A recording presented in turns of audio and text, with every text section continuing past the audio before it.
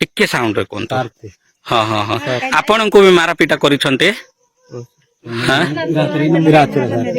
हाँ हाँ हेले आपण बाहा हिचंते मैरेज करिसंते हाँ हाँ हेले आपण को घर भांगी देले भांगी दे के मारपीट करि दैछंते हाँ हाँ हाँ हाँ कार कार घर भांगी दैछंते मोर जनारगढ़ सर सिरांजी हाँ हाँ ना एटी अच्छा तो किए अच्छा तो आपण को घर गोटे भंगा आइछे हाँ आपणकर हाँ सर आपणकर आपण बाहा हिचंते हाँ सर हाँ हाँ आपण बाहा हिचंते हाँ हाँ आपणकर आउरी कार आपणको ना कोन भाई गोपाल आपण को भी मारी छंते हाँ हेले कोन पाई मारी छंते तांके कृष्णा धर्म कर पळे गलु बोली आ कोन हिंदू धर्म को पळे आस बोली मारुथिले ना तमे ख्रिस्टियन धर्म छाड़ी दे के तमे आम सहित मिलमिशि रुह बोली हाँ हाँ हाँ ख्रिस्टियन धर्म छाड़ी दे के आमर सहित मिलमिशि रुह नले आमे गारू काढ़ी देबु हाँ सेमती करी आपण माननकु काढ़ी दे के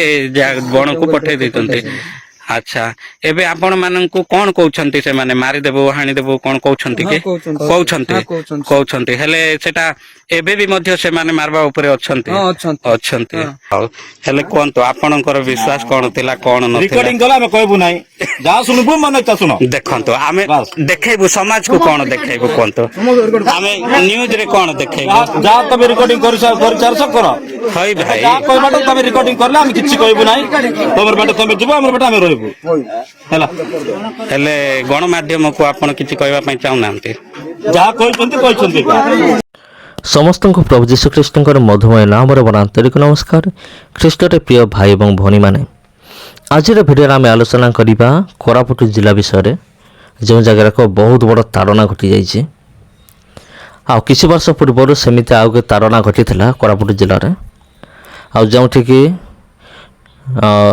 प्रभु जीशु को विश्वास कर गोटे परिवार गोटे पिला को 12 वर्षर गोटे पिला को माने पूरा काटिकी माने टिक टिक कर देते आईटा भी भाइराल होता आईटा भी बहुत बड़ इश्यू होता केस होता बर्तमान कौन है से कोरापुट जिलार आप देखुवे स्क्रीन रे से ठिकाना को देखु कोरापुटर आउ से जगह ताड़ना होती माने बहुत बड़ ताड़ना घटी जाइए भी बेसी दिन नुहे माने अल्प दिन जितेबाला गाँ लोक मैंने जानले जे माने प्रभु जीशु ख्रीष्ट को विश्वास करुँचे से कौन कले कि से प्रथमे गले से ख्रीस्टान भाई भौणी मान को धरिकी बहुत पिटिले बहुत बाड़ेले माड़ देले से तापर कौन कले से घर द्वार सब भांगीदे बर्तमान से कौन कर ख्रीस्टान भाई भौणी मैंने बर्तमान गाँव रे आउना से जंगल रे जाइकी जंगल रे अछंती टिके आपण भावंतु आपण टिके भावंतु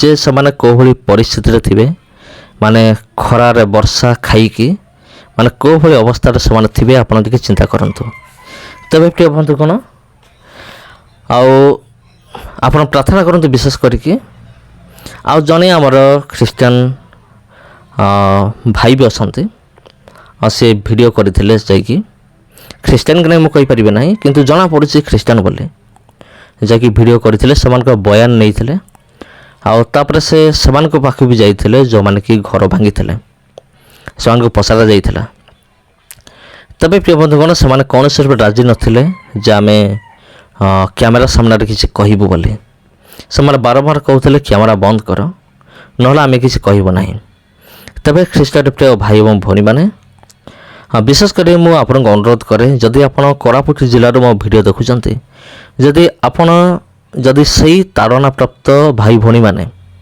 जो मान घर भांगी दि जाइए जदि आपण मो वीडियो देखुंत तबे मुझे आपन को रिक्वेस्ट करे मु निवेदन करे आपण जाइकी थाना रे गोटे एफआईआर करंतु गोटे अभियोग करंतु जे आपण को सहित कौन कौन सब होइছে आपण सहित जहाँ जहाँ होइছে पूरा डिटेल जनातु जो मैंने आपन को पिटिले बाड़ेले जो मैंने आपन घर भांगिले आपण समान ना रे गोटे एफआईआर करंतु समान ना रे गोटे केस करंतु आउ एटा मो काहे कहू अछि कारण जदि आमे सब बेले चुप रहिबा तबे एई भली ख्रीस्टियन विरोधी मानकर साहस आउरी बढ़ी बढ़ी जीव एमानकर साहस को टिके दबाइबार अछि एमान को टिके डराइबार अछि केमते डराइबा थाना प्रशासन को देखैकी କାରଣ ସତ କଥା, ତାଡ଼ନା କରିବା ନିମନ୍ତେ ଏମାନେ କିଏ? ଘର ଦ୍ୱାର ଭାଙ୍ଗିବା ନିମନ୍ତେ ଏମାନେ କିଏ?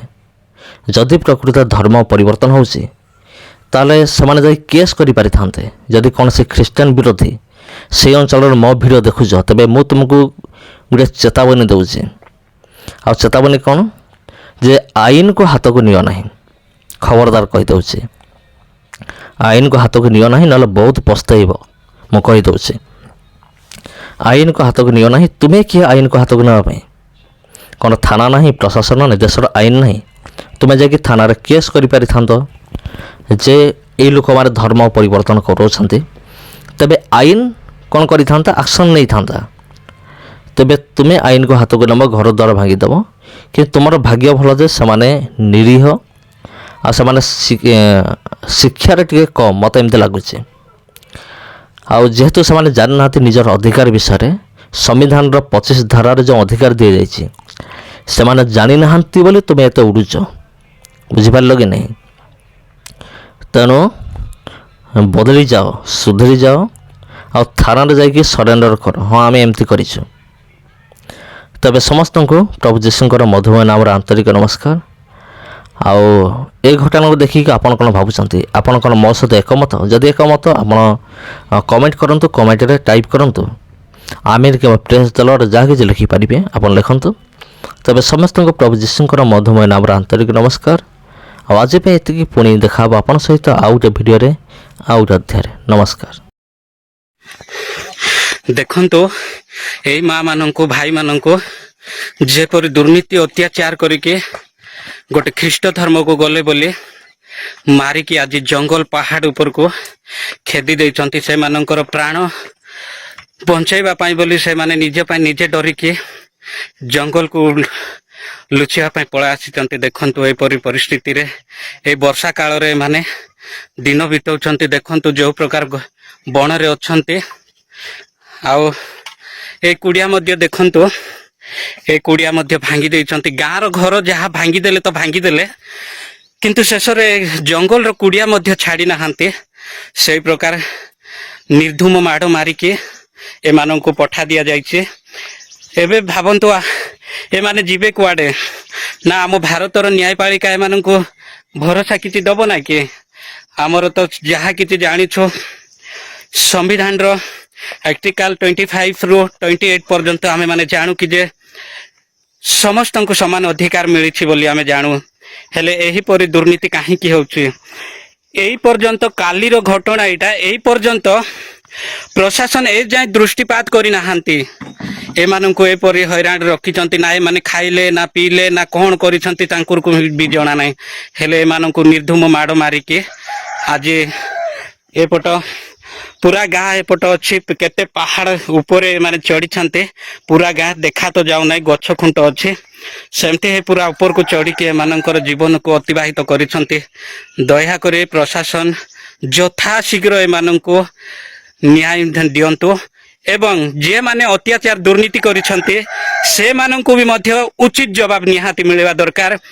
କ'ଣ ଆମ ଭାରତରେ ଏତେ ଅନ୍ୟାୟ ଅତ୍ୟାଚାର ହେଉଛି ମୁଁ କିଛି ଜାଣିପାରୁନାହିଁ।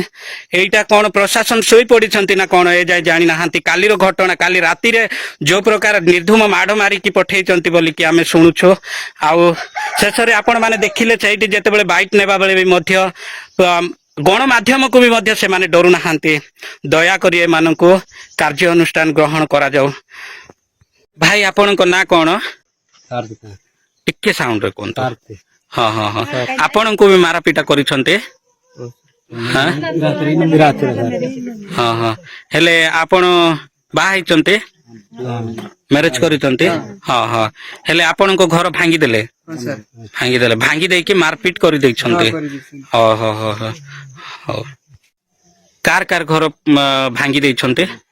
ମୋର ଜେନାରଗଡ଼ ସାର୍, ସିରାଞ୍ଜି। ହଁ ହଁ, ନା ଏଠି ଅଛ ତ? କିଏ ଅଛ ତ? ଆପଣଙ୍କ ଘର ଗୋଟେ ଭଙ୍ଗା ହେଇଛି? ହଁ, ଆପଣଙ୍କର? ଆପଣଙ୍କର, ଆପଣ ବାହା ହେଇଛନ୍ତି? ହଁ ହଁ, ଆପଣ ବାହା ହେଇଛନ୍ତି? ହଁ ହଁ, ଆପଣଙ୍କର ଆହୁରି କାର? ଆପଣଙ୍କ ନାଁ କ'ଣ ଭାଇ? ଗୋପାଳ।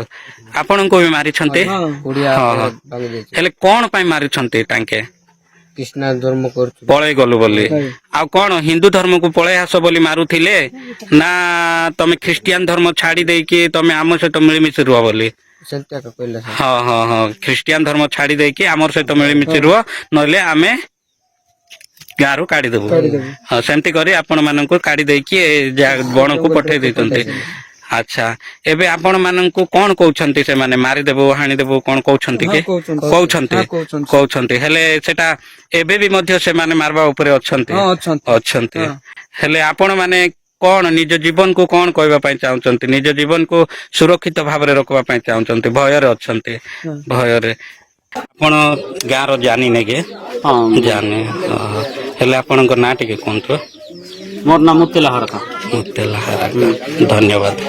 ଆପଣଙ୍କ ନାଁ? ମନୋଜ ହରକା। ମନୋଜ ହରକା।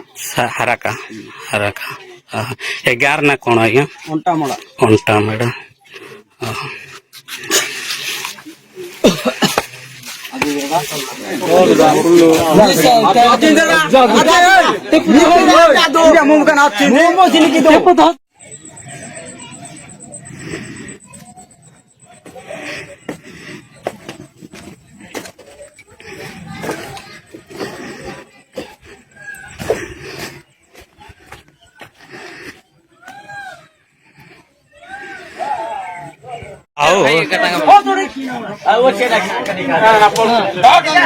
କରୁ ରେ କଣ ହଉଛି?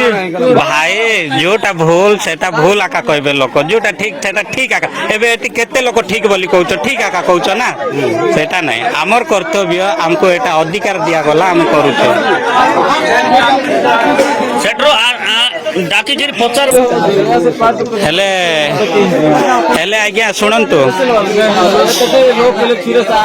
ଆଜ୍ଞା, ଏଟା କେବର ଘଟଣା ଟିକେ କୁହନ୍ତୁ? କାଲି ନା ରାତି ନା କଣ? ଘଟଣା ବଳ ରାତିର। ରାତିର ନାଇଁ କି? ହେଲେ ଚାରି ଘରକୁ ବି ଆପଣ ଭାଙ୍ଗି ଦେଇଛନ୍ତି କି? ହେଲେ ତାଙ୍କେ ଏବେ କୋଉଠି ଅଛନ୍ତି ବୋଲି ଆପଣ ବିଶ୍ୱାସ ଆଉ କରୁଛନ୍ତି? କୋଉଠି ଅଛନ୍ତି ବୋଲ କିଏ ଜାଣିଛି ତାଙ୍କ ମାନଙ୍କୁ? କୋଉଠି ଅଛନ୍ତି ବୋଲ କିଏ ଜାଣିଛି ତାଙ୍କ ମାନଙ୍କୁ? ଆହୁରି ଯଦି ତାଙ୍କ ମାନର ଇଆର ତ ନାହିଁ, ରାତିରେ ଏକା କୁଆଡେ ଛୁ ହେଇଗଲେ। ହଁ ହଁ ହଁ ହଁ, ହେଲେ କୁଆଡେ ବାହାରକୁ ପଳେଇଗଲ ବୋଲବା କଥା ନାଇଁ କି? ଆଚ୍ଛା ଆଚ୍ଛା, ଆପଣ ମାନେ କୋଉ ପରି ଦୃଷ୍ଟିରେ ଦେଖୁଛନ୍ତି? ଗଣମାଧ୍ୟମ ମାନେ ଗଣମାଧ୍ୟମ ମାନେ ଯିଏ ଚତୁର୍ଥ ସ୍ତମ୍ଭରେ ଅଛନ୍ତି, ଯିଏ ଚତୁର୍ଥ ସ୍ତମ୍ଭରେ ଅଛି ତାଙ୍କର କୋଉ ଦୃଷ୍ଟିରେ ଆପଣ ଦେଖୁଛନ୍ତି? ରେକର୍ଡିଂ କଲା ଆମେ କହିବୁ ନାହିଁ ହେଲା, ସେ କଥା କହି ଦଉଛୁ। ରେକର୍ଡିଂ କଲେ ଆମେ କିଛି ବି ଆମ ପାଖରେ ଆନ୍ସର କିଛି ପାଇବ ନାହିଁ।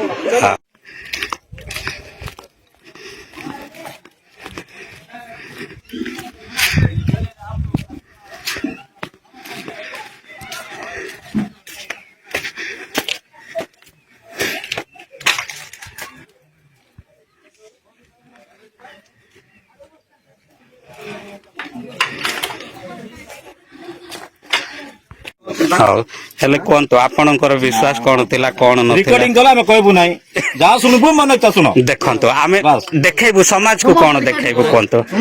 ଆମେ ନ୍ୟୁଜରେ କଣ ଦେଖେଇବୁ? ଯାହା ତମେ ରେକର୍ଡିଂ କରିସାରଛ କର। ହଇ ଭାଇ, ଯାହା କହିବାଟା ତମେ ରେକର୍ଡିଂ କରଲେ ଆମେ କିଛି କହିବୁ ନାହିଁ। ତମର ବାଟ ତମେ ଯିବ, ଆମର ବାଟ ଆମେ ରହିବୁ ହେଲା। ହେଲେ ଗଣମାଧ୍ୟମକୁ ଆପଣ କିଛି କହିବା ପାଇଁ ଚାହୁଁନାହାନ୍ତି? ଯାହା କହିଛନ୍ତି କହିଛନ୍ତି। ସେମିତି ଗଣମାଧ୍ୟମକୁ ତାମାନେ ଆପଣ ମାନେ ଇଗ୍ନୋର କରୁଛନ୍ତି ତାହେଲେ, ସେଇଟା କି? କୁହନ୍ତୁ ଭାଇ।